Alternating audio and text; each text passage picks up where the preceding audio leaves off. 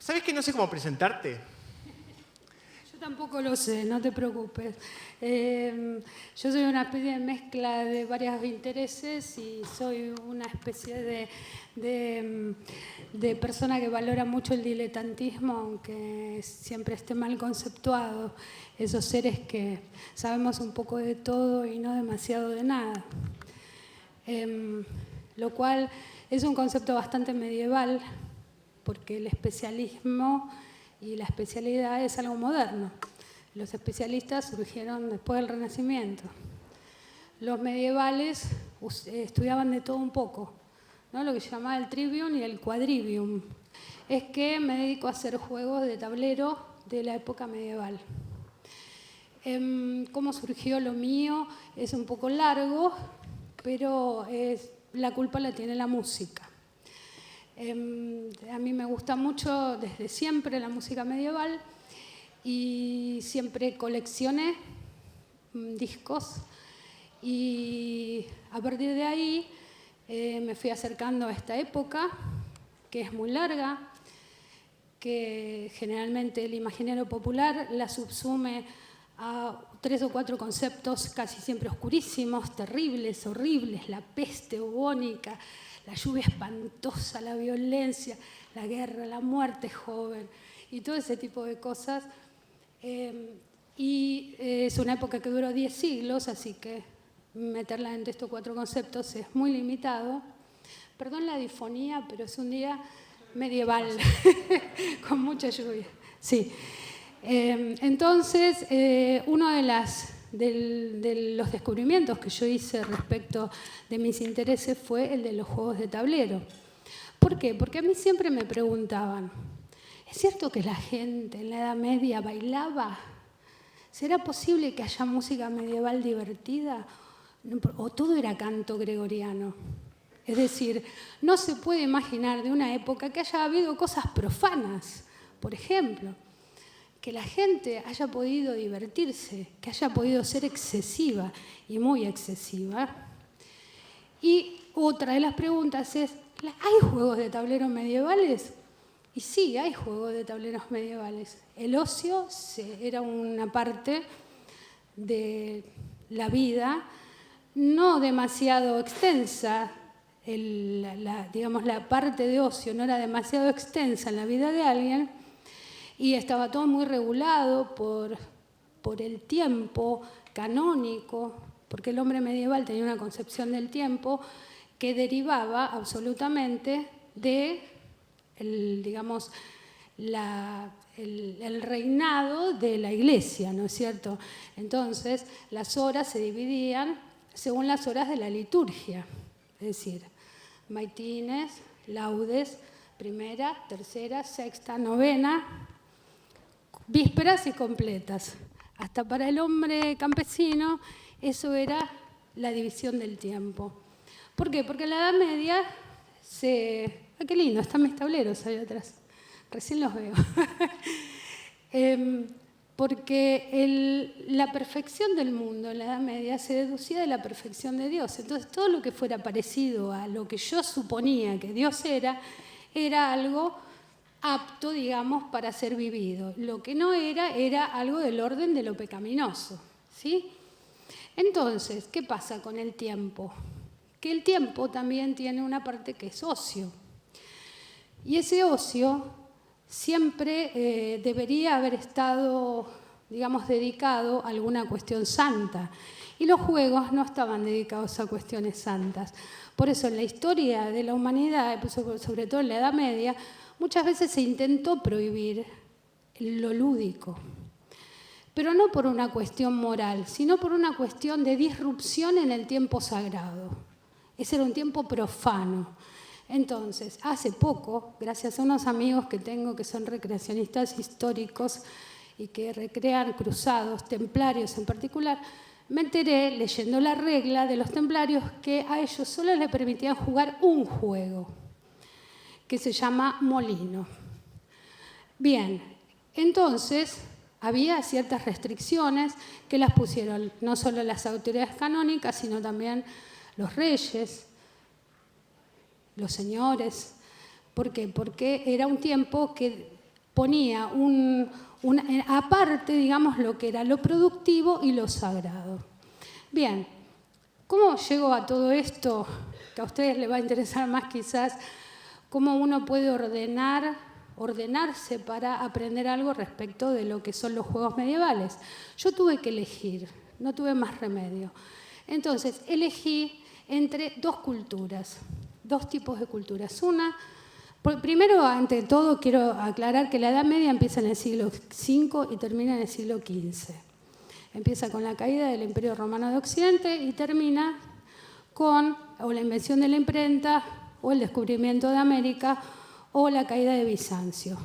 Elijan a ustedes. Más o menos está en el siglo XV todo eso. Bien, entonces, tuve que elegir la cultura a la que iba a dedicarme a investigar sus juegos. Entonces, por un lado yo hago juegos escandinavos. Es decir, todo lo que hoy en día se conoce como Dinamarca, Suecia, Finlandia, Islandia, etc.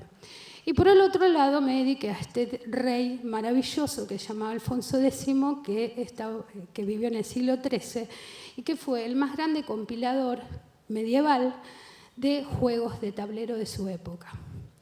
Bueno, no solo de tablero, juegos físicos, de tablero y el ajedrez. Entonces, para ordenarme, acá por ejemplo les muestro para que vayan viendo, ese es un juego escandinavo, es el juego por excelencia de los vikingos, se llama Hnefatafl, sí, este que están viendo acá. Se llama Hnefatafl y quiere decir el tablero del rey. Si quieren voy a ordenar lo que voy diciendo de acuerdo a lo que van viendo, porque si no, por ahí se hace medio complicado. Entonces, este es el juego por excelencia de los vikingos, el juego de tablero. Es de una familia de juegos que tiene una antigüedad relativa, es decir, que este en particular deriva de un juego romano del siglo II, que se llama Ludus Latrunculorum, el juego de los mercenarios o de los ladrones.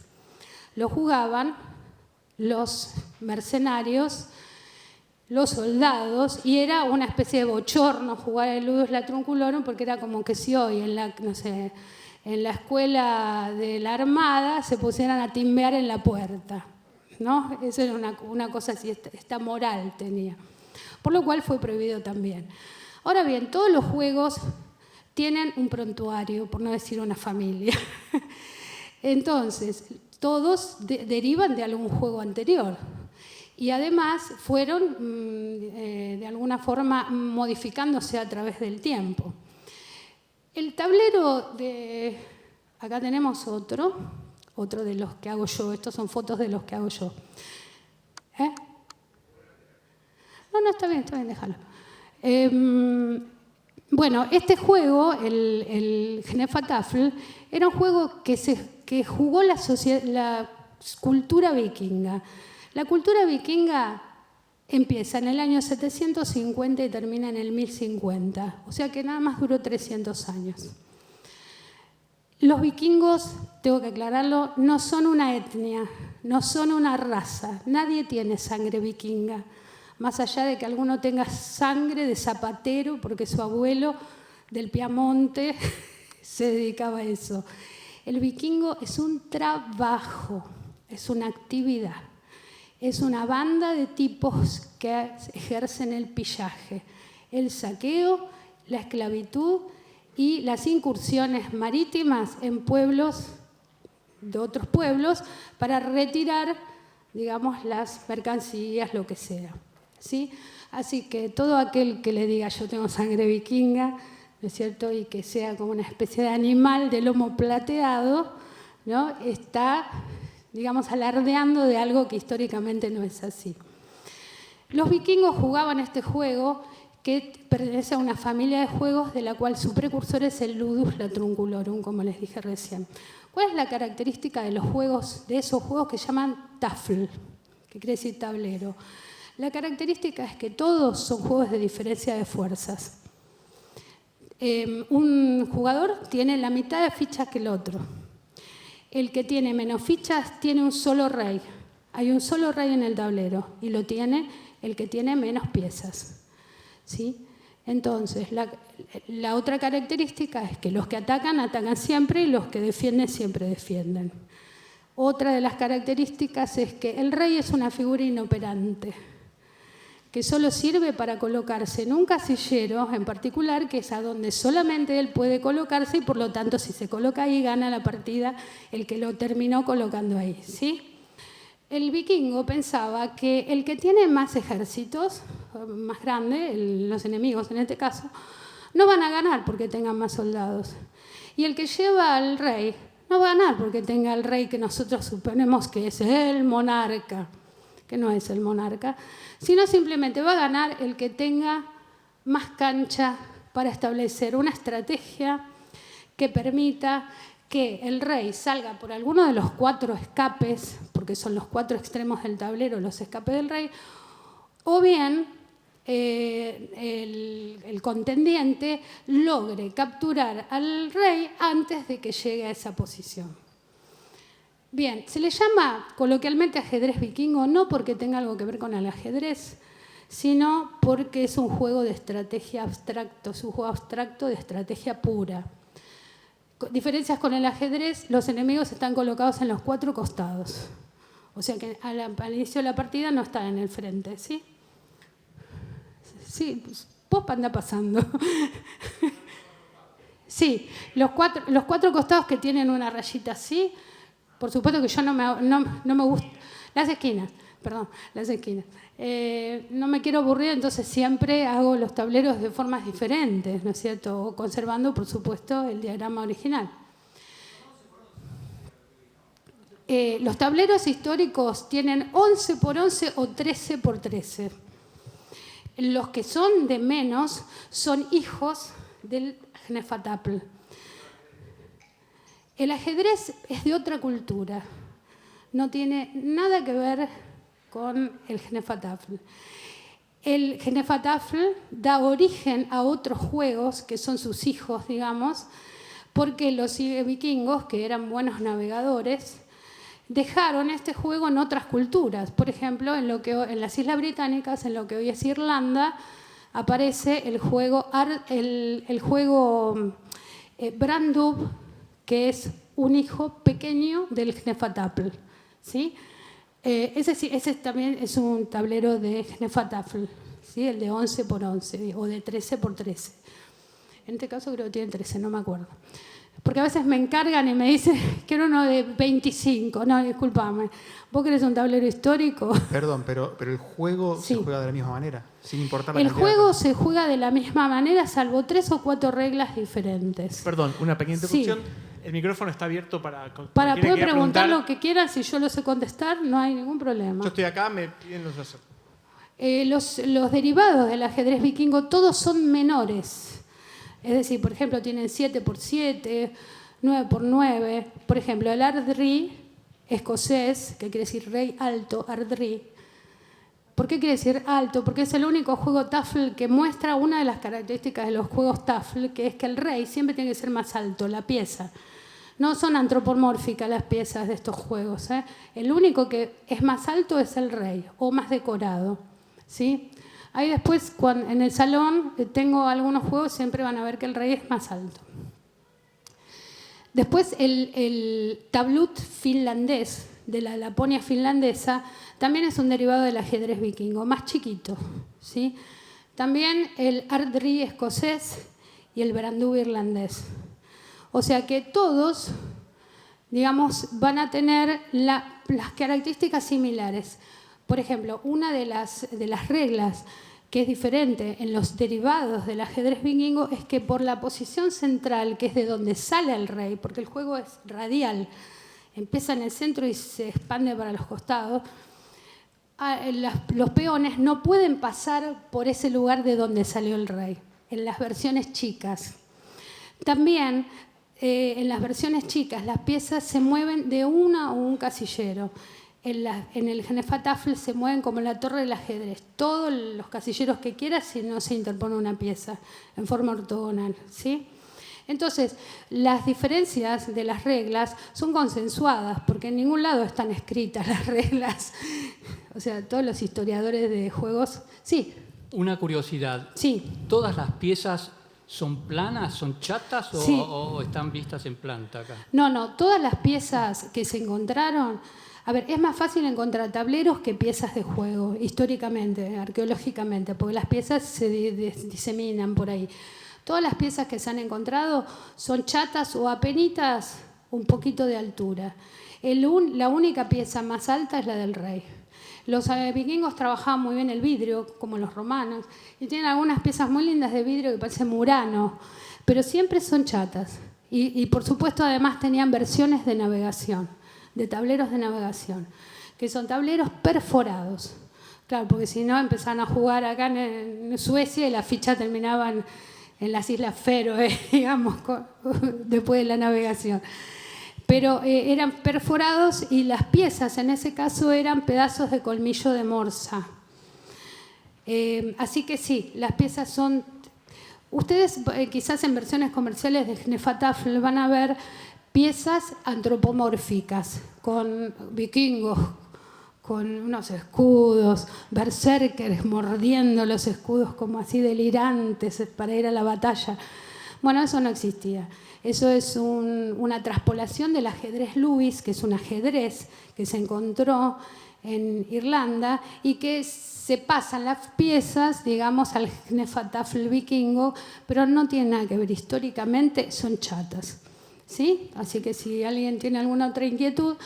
Bien, hay una versión de juego Tafl que es mucho más grande que el ajedrez vikingo y se llama Lea Evangeli. El Lea Evangeli, que no lo van a ver acá porque yo solo lo hago si me lo encargan, porque es un tablero muy grande, es de la época de los vikingos cristianizados, ¿sí? O sea, después del 1050. ¿Qué pasa? Ese juego es un juego Tafl también, un juego de diferencia de fuerzas, todo lo que les dije antes, pero por encima de ese juego se le pone una simbología cristiana.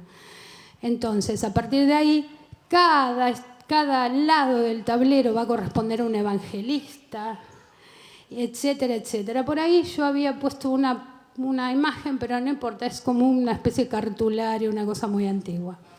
¿Sí?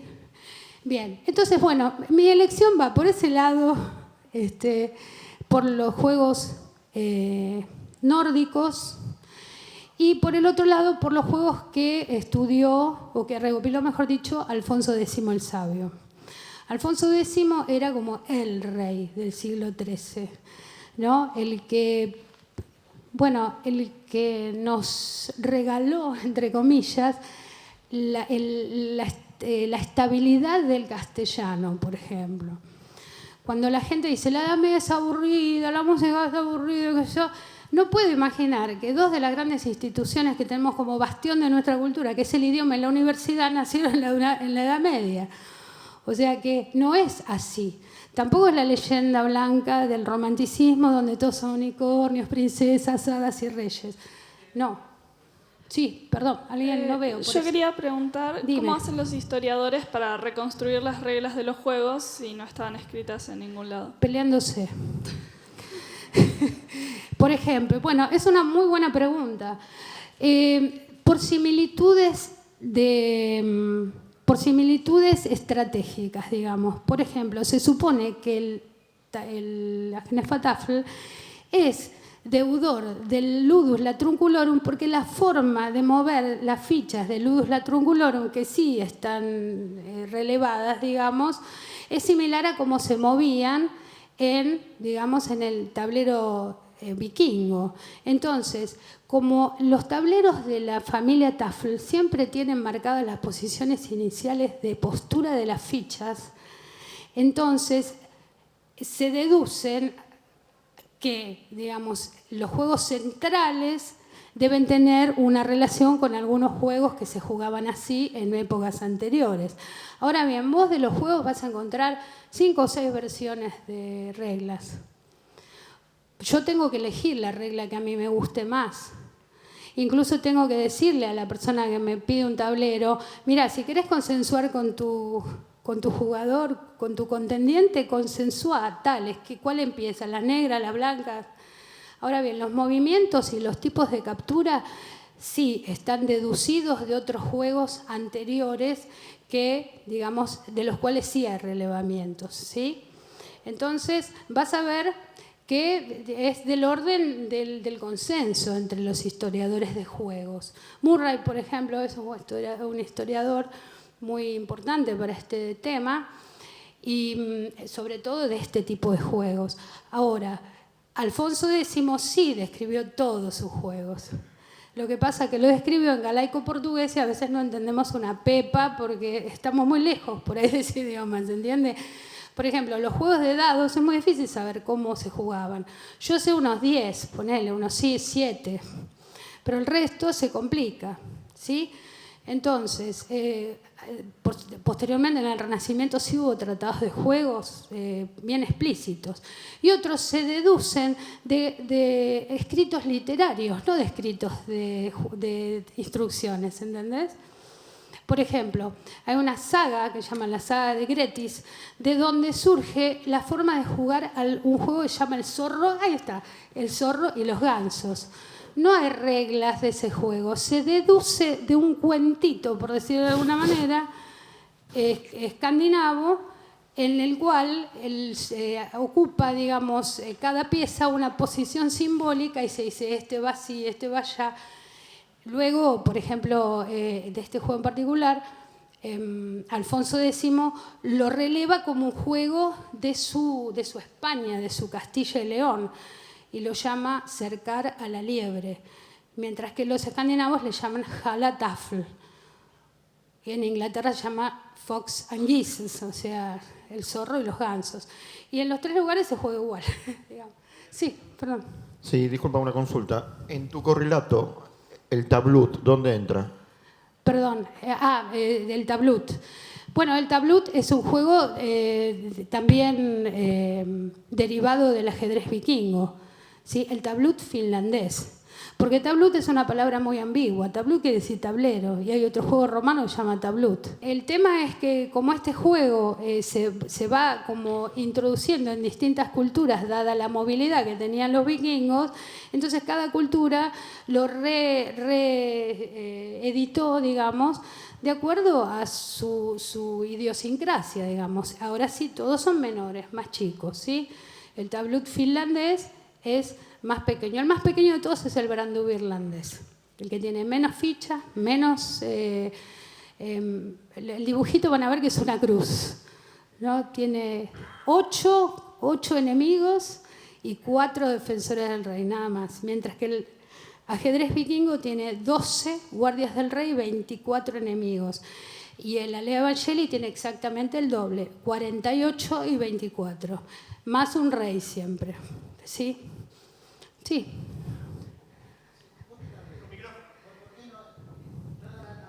No te escucho.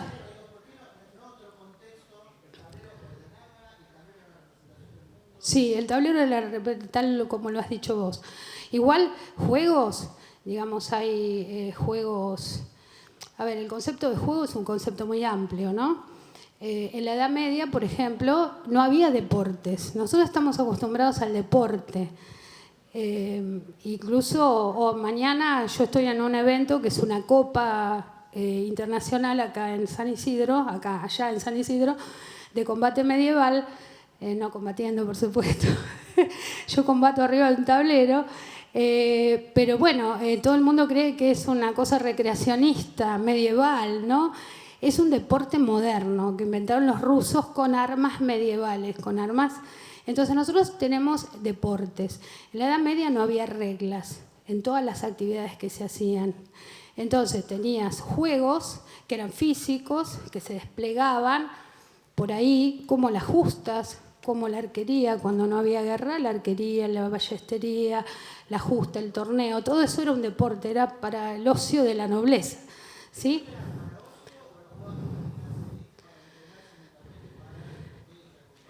Eso depende de cada juego. Alfonso X, por ejemplo, el ajedrez. El ajedrez fue un juego cortesano y noble durante muchos años, muchos siglos. En realidad es un juego que sufrió, digamos, los avatares políticos y por eso cambió sus reglas. Empezó cortesano, monárquico, noble, el pueblo no lo jugaba, siguió, se feudalizó, con lo cual el rey perdió la importancia mayúscula que tenía como pieza, ¿no? ¿Por qué? Por avatares políticos, es decir, iba como que el juego absorbiendo lo que iba pasando alrededor. No, es que, digamos, la influencia de la cultura y de la realidad sobre un juego, es decir, sobre una práctica. Sí, la reina empezó a ser mucho más poderosa cuando aparecieron reinas poderosas. Isabel de Inglaterra, Isabel la Católica. Cuando se feudalizó Europa, el rey perdió poder, así como perdió la monarquía poder con los señores feudales. Sí, es un juego muy interesante. Bueno, vos me preguntabas, ¿por qué el tablero? Porque el tablero es una representación del mundo en forma delimitada. ¿Sí? Todo lo que está ahí es una manera de jugar simbólicamente con los objetos del exterior.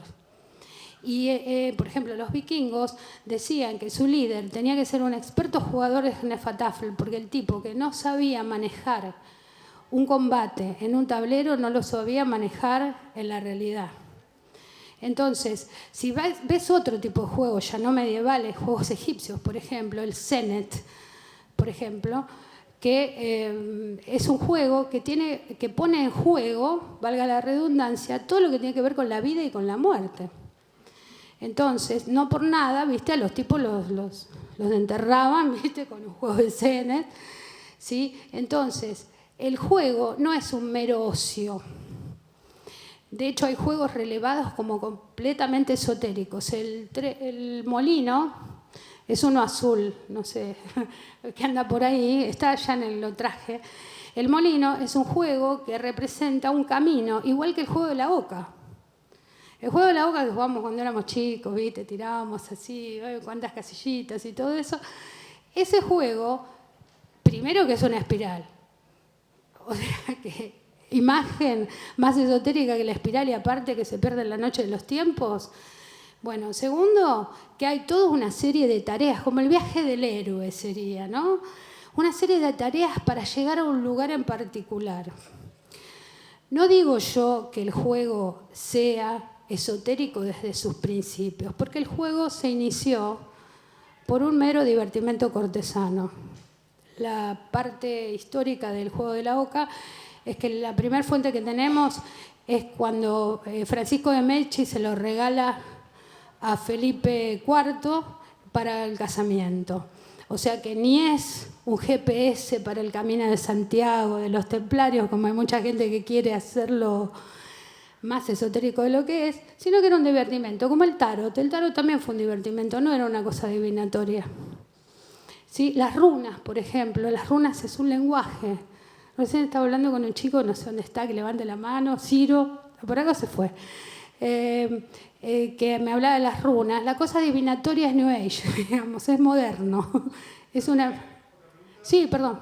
Hola, ¿qué tal? Hola, ¿qué tal? Quería preguntarte, tal vez si no están claras las reglas, si no están claras las reglas del juego, Sí. ¿podría ser que tampoco esté claro qué representa cada ficha y podrá tener alguna connotación con No te entiendo muy bien lo... Si no está clara la regla del juego, Sí. podría ser que tampoco esté clara la asignación de la ficha al juego y si tendrá alguna connotación con la divinidad de los vikingos.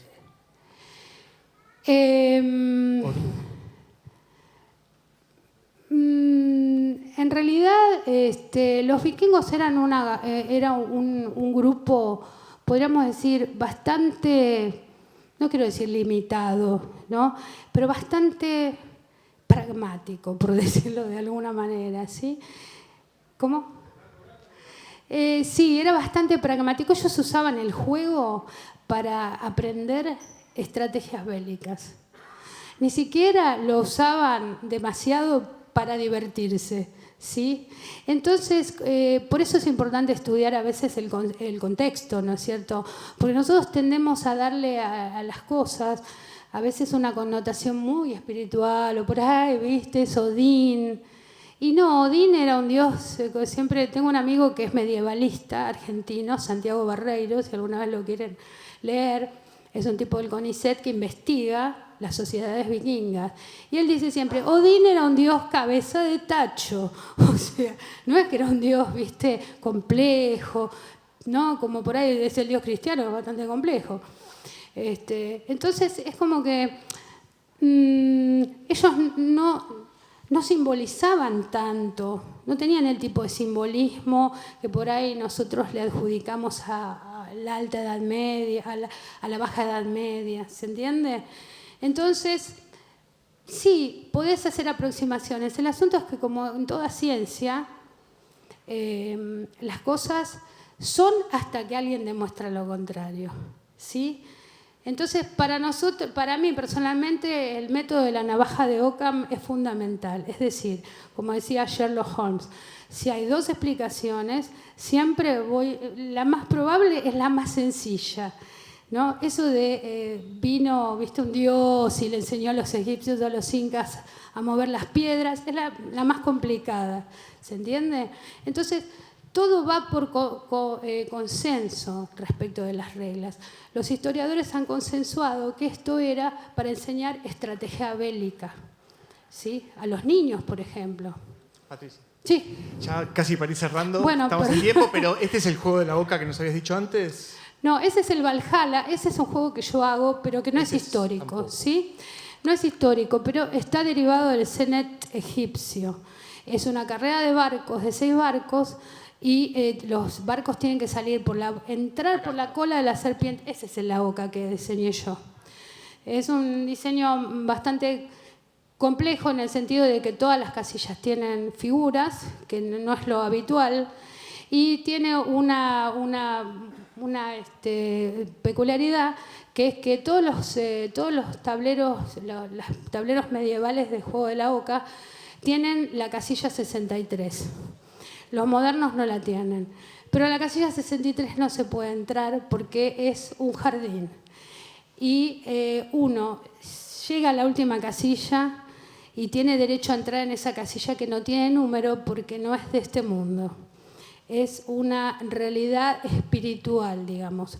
Por eso yo lo diseñé con la puerta, no se ve, pero con la puerta de la Catedral de Santiago de Compostela. Todo esto que ven acá es el libro de juegos de Alfonso X, porque tiene 100 y pico de pinturas iluminadas, ¿no? Ahora Sí, estamos ya, cerrando. perdón. Tenemos el momento de pasar al intervalo. Hay mucho interés, probablemente muchos de ustedes, por ver más de cerca los juegos. Vos vas a Sí, estar... lo pueden ver en el salón, ahí estoy. Y si seguir preguntándome y si pueden jugar un poquito, pueden jugar, no hay ningún problema. Bueno, gracias. Muchas gracias.